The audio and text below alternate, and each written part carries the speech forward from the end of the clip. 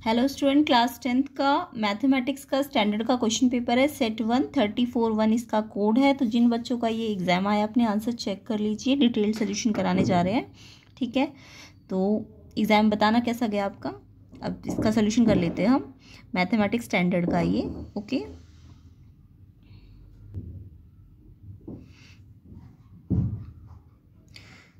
तो इसका हिंदी मीडियम वाले बच्चे भी देख लेना, सॉल्यूशन में मिक्स हिंदी इंग्लिश मिक्स में बताऊंगी।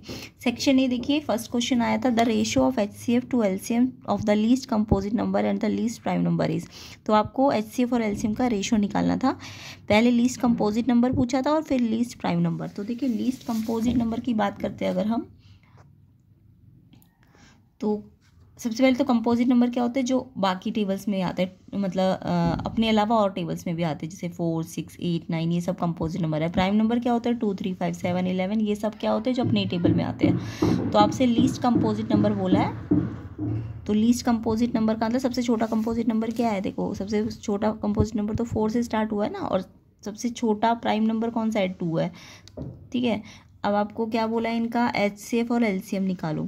तो HCF तो क्या होता है, जो कम पावर होती है, यानी कि 2 आ जाएगा, और LCM जो ज़्यादा पावर होती है 2 की, तो यहाँ 4 आ जाएगा। तो इनका रेशो निकालोगे तो 1:2। तो इसका ऑप्शन क्या है, 1:2 आएगा इसका आंसर। ए ऑप्शन इसका करेक्ट था। नेक्स्ट क्वेश्चन देख लेते हैं, the root of the equation. इस इक्वेशन के रूट, ये तो सिंपल सा क्वेश्चन था, रूट आपको निकालने आते ही होंगे। पहले इसके 10 1 जा 10 कैसे वेक्टर करो कि 3 आ जाए, 5 2 जा। तो इसे सॉल्व करेंगे जब आप इसमें से कॉमन, तो ये ब्रैकेट आ जाएगी x+5 और x-5। तो यहाँ से x-5 और x2 आ जाएगा। तो इसका आंसर होगा -5 और 2। तो देखो कौन से ऑप्शन में था ये, -5 और 2। ए ऑप्शन इसका करेक्ट था। किस किसने टिक किया ये बताना जरूर। क्वेश्चन नंबर 3 देख लेते हैं, the next term of AP आपको गिवन थी, ए दिया था, ये सेकेंड टर्म दी थी, थर्ड। तो आप डिफरेंस निकाल लेंगे। ठीक है, तो डिफरेंस अपने निकाला होगा इसका कैसे, ए आपको √6 दिया है, डिफरेंस निकालने के लिए सेकंड में से फर्स्ट को माइनस करना था, इसमें से इसको। तो √24 को हम क्या लिख सकते हैं, 4 6 24 है ना। अब 4 में से स्क्वायर रूट में से 4 का स्क्वायर रूट 2 बाहर आ जाएगा, √6 एज इट इज़, ये √6, 2√6 माइनस √6 1√6। तो डिफरेंस मिल गया। तो आपको कौन से नंबर की टर्म निकालनी थी, 4th नंबर की ना। तो आपको a + 3d करना था। तो 3d कितना आया था, √6। तो ये 4√6 आएगा। और 4 को, क्योंकि हमें क्वेश्चन में ये फॉर्म नहीं दी हुई है, तो हमने 4 को अंदर रूट के अंदर भेजना है। तो 4 को कितनी बार भेजेंगे, 2 बार भेजेंगे। 4 4 जा 16 है ना। तो 16 6 जा 96, इसका √96 इसका आंसर है। तो √96 आपका कौन सा ऑप्शन था, बी ऑप्शन था। ठीक है, क्वेश्चन नंबर 4 देख लेते हैं, the distance of the point -7 from x axis. x axis से इस पॉइंट का डिस्टेंस पूछा था।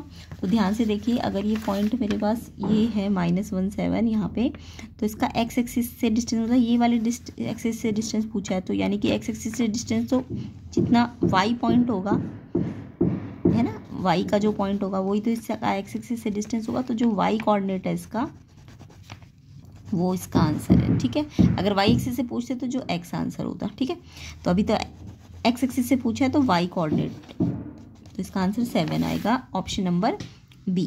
ठीक है, अगला question, what is the area of a semi circle of diameter d। तो ये तो बहुत ही सिंपल क्वेश्चन था। सेमी सर्कल का पहले तो आप एरिया पता है, ½ πr² होता है ना। अब आपको डायमीटर के रिस्पेक्ट में बोले तो r को आप डायमीटर में चेंज करो। r क्या होता है, डायमीटर का हाफ। तो हाफ डायमीटर, और इस पर स्क्वायर लगाए। अब इस पे भी स्क्वायर है और इस पे भी स्क्वायर है, तो ये 1/4 हो जाएगा और d² हो जाएगा। अब 1/4 को 2 से डिवाइड मतलब मल्टीप्लाई करोगे तो 1/8 πd²। तो ये ऑप्शन नंबर आपका कौन सा है, 1/8 है ना। सी ऑप्शन आपका करेक्ट होगा इसका। आगे क्वेश्चन है, empirical relation between mode, median and mean आपको फाइंड करना था। तो ये तो सबको आता ही होगा, मोड क्या होता है, 3 मीडियन -2 मीन, जो कि आपका ए ऑप्शन है। तो इसका ए ऑप्शन आपका करेक्ट था। ठीक है, क्वेश्चन नंबर 7 देख लेते हैं, the pair of linear equations. ये आपको लीनियर इक्वेशन गिवन थी, आपको पूछा था ये लाइंस कैसी है। तो पहले तो लीनियर इक्वेशन को ना आपको करेक्ट फॉर्म में लगाना था। तो करेक्ट फॉर्म मतलब आपको x और y को एक तरफ करना है, तो और x आगे आना चाहिए, y बाद में आना चाहिए, है ना। तो सबसे पहले तो आप इसकी करेक्ट फॉर्म बनाएंगे। तो देखो करेक्ट फॉर्म बनाने के लिए हमने क्या किया, 2x तो यहाँ पे था ही, ये 5y और 6 को भी इधर ही ले आए, तो इनका साइन चेंज कर दिया है ना। ठीक है, 2x को आगे रखा और 5y और 6 को भी लेफ्ट हैंड साइड में लाके उनका साइन चेंज करना था। ऐसे ही फिर इसमें था, देखो इसमें पहले y नहीं लिखना, पहले x लिखना है। तो इस x को तो अपनी जगह पे ही रखा, इस y को इधर से इधर लेके गए तो इसका साइन चेंज करना था। और फिर ये अपनी ये भी यही है, लेफ्ट हैंड साइड में ही है, तो इसका साइन भी चेंज नहीं करेंगे, है ना। सिर्फ हमने y को उधर लेके गए तो x तो अपनी जगह पे रहा, y उधर आया, तो और x को आगे लिखना है, y को बाद में लिखना है। अब इसको देखो, x को x के साथ, y को y के साथ, z ये कांस्टेंट को कांस्टेंट के साथ रेशो में लगाना था। तो ये देखो ये सारे रेशो इक्वल आ रहे हैं ना, तो जब ये सारे रेशो इक्वल हो तो कैसा होता है, मैनी सोल्यूशन होता है या फिर कोइंसिडेंट लाइन होती है। तो इसका आंसर सी ऑप्शन था, कोइंसिडेंट लाइन। अब नेक्स्ट है अल्फा बीटा जीरोस है इस पॉलिनोमियल के, तो आपको अल्फा प्लस बीटा निकालना था। तो ऐसे क्वेश्चन तो आपने किए ही होंगे। तो ये आपको एक पॉलिनोमियल दिया था, इसमें आप पहले इससे कंपेयर करोगे तो a तो 1 है, बट b क्या होता है जो x के साथ होता है, वो तो यहाँ था ही नहीं ना x वाली टर्म, तो वो 0 थी। और c आपका कांस्टेंट टर्म -1। अब यहाँ से आपको अल्फा प्लस बीटा पता है -b/a होता है, तो b तो आपका है ही नहीं ना, कांस्टेंट है, 0 है b, क्योंकि यहाँ पे bx था ही नहीं ना। तो यानी कि अल्फा प्लस बीटा कितना आ गया, 0। तो डी ऑप्शन इसका करेक्ट है। तो ये किस किस ने लगाया, डी ऑप्शन बताना ज़रूर, 0 आंसर आएगा इसका। Question number 9, if a pole 6 metre high cast shadow, pole की हाइट दी है और शेडो दी है, और आपको पूछा सन का एलिवेशन कितना है। तो ये आपको पोल की हाइट AB 6 दी थी, इसकी शेडो 2√3 थी लेंथ की, और थीटा आपको मान लेना है, एलिवेशन थीटा मान लेना, ठीक है। अब आपको पता है ये और ये पता है, तो आपने क्या लिया, AB/BC, यानी कि परपेंडिकुलर अपॉन बेस ही है ना, थीटा यहाँ पे है तो बेस है ये, AB/BC क्या होता है, tan थीटा। अब यहाँ पे AB की वैल्यू रख दी 6 और इसकी वैल्यू रख दी 2√3, 2 से ये कट गया 3, और 3 को आप लिख सकते हो √3 का स्क्वायर, तो एक √3 से एक √3 कट जाएगा, तो tan थीटा √3 कब होता है, सोचो, यहाँ tan थीटा है तो √3 को भी tan थीटा में बदलने के लिए tan 60 करना पड़ेगा, तो थीटा की वैल्यू कितनी आ जाएगी, 60 डिग्री। तो 60 डिग्री इसका आंसर था, option number A. Question number 10 देखते हैं, सेक थीटा को आपको कॉट थीटा की टर्म में एक्सप्रेस करना था। तो आपको पता है सेक थीटा क्या होता है, sec square minus tan square 1 होता है ना, ये आइडेंटिटी सबको पता होगी। अब सेक स्क्वायर को हमने सेक स्क्वायर को अलग कर लिया, टेन स्क्वायर को यहाँ भेज दिया 1 + टेन स्क्वायर। अब सेक स्क्वायर है तो रूट लग जाएगा, यहाँ पे स्क्वायर यहाँ से हट के रूट लग जाएगा, है ना। अब आपको 10 में नहीं लाना था, आपको कॉट में लाना था, तो 10 कॉट की रिस्पेक्ट में क्या होता है, 1/cot स्क्वायर, है ना। 10 किसका उल्टा होता है, कॉट का, तो 10 की जगह हमने 1/cot, और स्क्वायर है तो स्क्वायर लगा दिया। अब एलसीएम लिया तो इसका एलसीएम कॉट स्क्वायर आएगा, और ये कॉट स्क्वायर यहाँ, और यहाँ तो 1 था तो ये यहाँ चला जाएगा। अब आपको पता है कि 1 + cot स्क्वायर तो रूट के अंदर ही रहेगा, बट कॉट स्क्वायर रूट ऊपर भी लगाया और नीचे भी लगाया, तो इस पर तो एज इट इज़ लगा रहेगा, बट कॉट स्क्वायर रूट के अंदर है तो 2 बार है तो बाहर आ जाएगा, ठीक है। तो यानी इस कॉट थीटा, ये वाला कॉट स्क्वायर रूट से बाहर आ जाएगा, तो ये वाला ऑप्शन आपका सी ऑप्शन में था, तो सी ऑप्शन इसका करेक्ट है। 10th क्वेश्चन का सी आंसर है। क्वेश्चन नंबर 11 देखेंगे, आपको इसमें बोला था 2 डाइस थ्रो करिए, डबल डाइस वाला क्वेश्चन है। The probability of getting the difference of number on their upper face equal to 3, यानी कि उनके जो नंबर आएंगे ना उनका डिफरेंस 3 आना चाहिए। तो देखो ऐसे कौन कौन से ऑप्शन बनेंगे डबल डाइस में, एक तो 1 का 4 के साथ इनका डिफरेंस 3 आ रहा है, 2 का 5 के साथ, 3 का 6 के साथ, 4 का 1 के साथ, ऐसे 5 का 2 के साथ, 6 का 3 के साथ, ऐसे 6 ऑप्शन बनेंगे, तो 6/36, तो इसका आंसर 1/6 आएगा, सी ऑप्शन इसका करेक्ट होगा। क्वेश्चन नंबर 12 देखेंगे,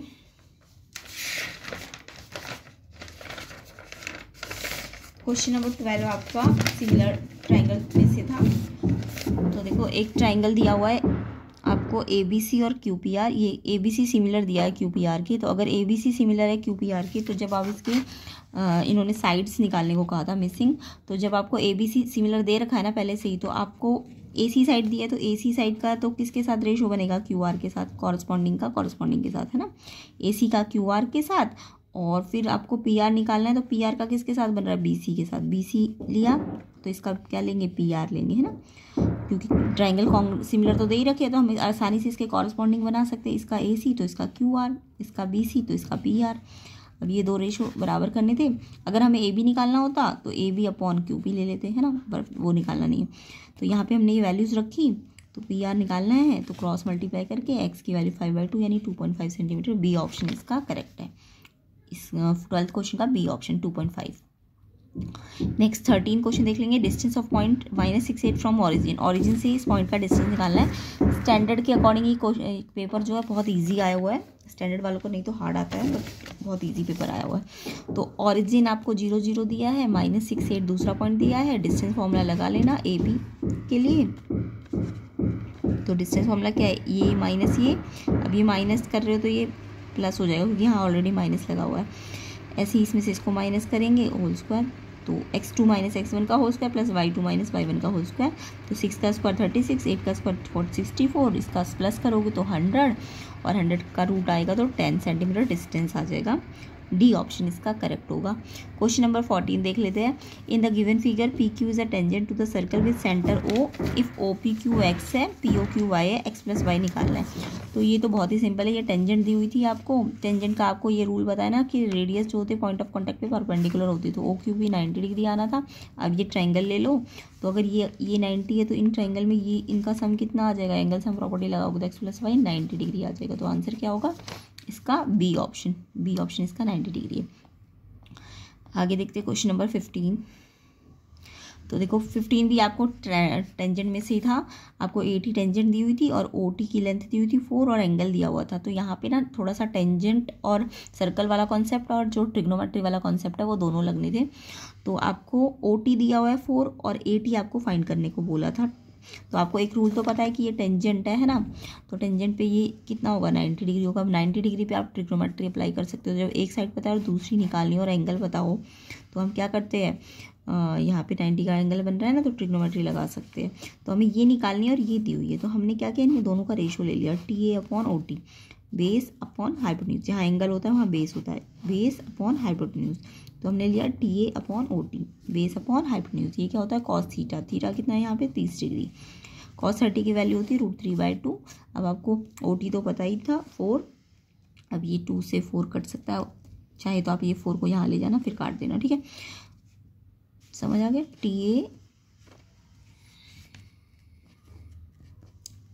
TA का यही रहेगा, √3/2 भी यही रहेगा और ये 4 को यहाँ ले जाना, तो ये डिवाइड में तो इंटू हो जाएगा, फिर कट के ये कितना आ जाएगा 2√3 सेंटीमीटर आंसर।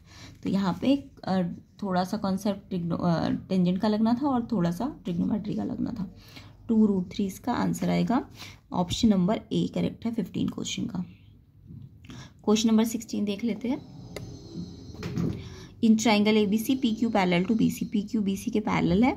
PB आपको 6 गिवन है, ये PB, और AP 4 गिवन थी और AQ 8 गिवन थी और आपको AC फाइंड करनी थी। AC मतलब पूरी वाली, बड़ी वाली। तो आपको लगानी तो BPT है, पैरेलल लाइन दी हुई है, बट BPT में आपको बड़ी जब भी साइड निकालनी हो ना तो आप छोटा रेशो मत लेना। जैसे वैसे तो हम रेशो APY PV और AQY QC भी ले सकते थे, है ना, लेकिन यहाँ पे क्योंकि हमें AC निकालनी है तो हम क्या लेंगे, इसकी AP/AB, क्योंकि हमें AC चाहिए ना, तो हम छोटी लाइन अपॉन बड़ी लाइन, AP/AB, AQ/AC, तो ये वाला रेशो लेना है।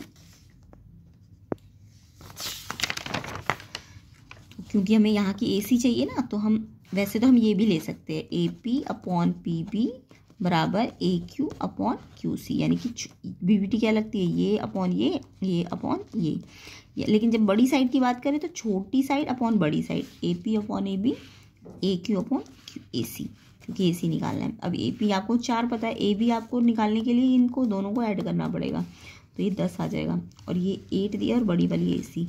अब क्रॉस मल्टीप्लाई करके AC की वैल्यू निकाल लेना, वो तो सिंपल 20 सेंटीमीटर आ जाएगी। बी ऑप्शन इसका करेक्ट होगा। तो किस किसने इसमें बी ऑप्शन लगाया बताना। क्वेश्चन 20 बी ऑप्शन इसका करेक्ट है ना। क्वेश्चन नंबर 17, ये तो बहुत इंपॉर्टेंट होता है, पॉलिनोमियल में से है।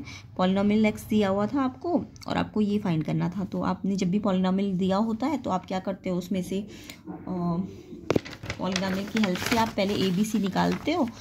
A कितना है 4, B कितना है -3 और C कितना है -7, है ना। अब यहाँ पे अल्फा प्लस बीटा निकालो तो -B/A होता है, माइनस हमारा फॉर्मूले का भी और यहाँ भी एक माइनस है, तो ये माइनस माइनस प्लस हो जाएगा। और A कितना है 4, तो 3/4 अल्फा बीटा प्रोडक्ट क्या होता है C/A। C कितना है -7, ये माइनस इग्नोर नहीं करना, -7 और अपॉन में 4। अब ये दो जब दोनों आ जाए हमें निकालना तो ये चीज़ है ना, ये तो हम क्या करेंगे, सिंप्लीफाई करेंगे।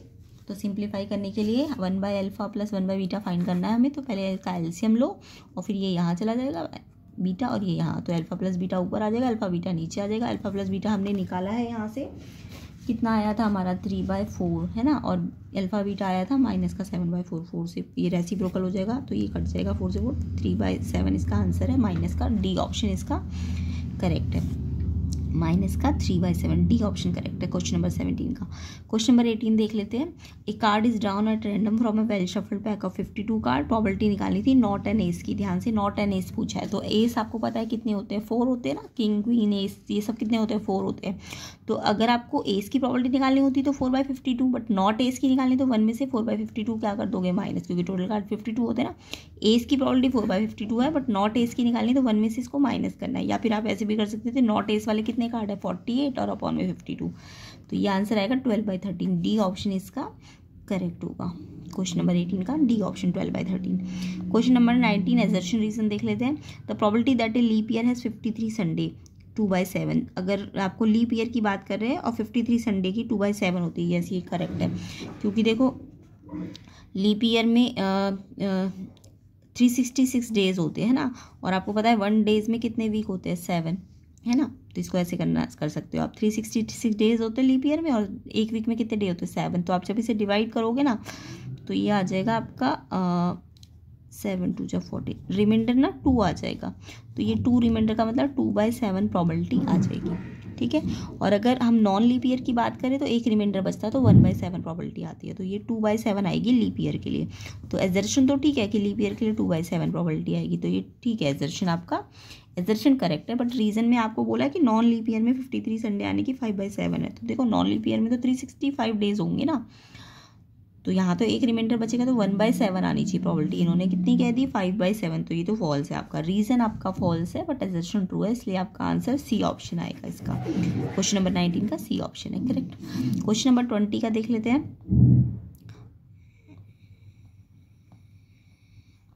ABC are in AP only if 2B = A+C, तो ये भी क्वेश्चन अच्छा था। तो देखो अगर 3 नंबर ABC आपको बोला है कि AP में है, तो आपको पता है ये वाला डिफरेंस बराबर होना चाहिए, ये वाला डिफरेंस है ना, या तो यहाँ से डिफरेंस निकालो या यहाँ से डिफरेंस निकालो, बराबर आएगा।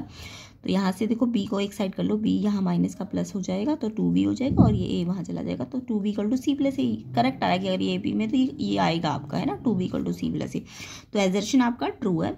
अब रीजन में देखो, रीजन में आपको बोला है कि ऑड नंबर का अगर हम सम निकाले तो वो n² आना चाहिए, तो ऑड नंबर क्या होंगे 1 3 5 से लेके n तक लेने हैं, आपको n तक लेने हैं, ठीक है, लास्ट टर्म n नहीं है, n तक नंबर लेने हैं।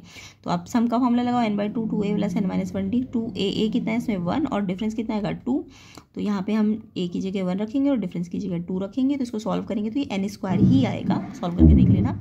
तो रीज़न भी आपका ट्रू है, एजर्शन भी ट्रू है, रीज़न भी ट्रू है, बट रीज़न एक्चुअल में एक्सप्लेन नहीं कर रहा है एजर्शन को, वो तो अपनी एक कोई अलग बात बता रहा है। तो एजर्शन ट्रू है, रीजन भी ट्रू है, बट एक्सप्लेनेशन ट्रू नहीं है, तो इसलिए आंसर क्या होगा इसका बी ऑप्शन, ठीक है, ए नहीं होगा बी होगा, बी ऑप्शन इसका करेक्ट है, ठीक है। तो किस किस ने ये टिक किया, एजर्शन रीजन किस किस के ठीक है, आंसर बताना। 20 में आपसे कितने ठीक किए आपने कमेंट करके बताइएगा ज़रूर। आगे के इसके part section B section C के लिए इसका नेक्स्ट पार्ट का वेट कीजिए, एंड सेट 1 2 3 सारे के सारे सेट इस चैनल के अंदर आपको मिल जाएंगे सॉल्यूशन इनके, ठीक है। और कमेंट करके बताइएगा कैसा गया आपका एग्जाम।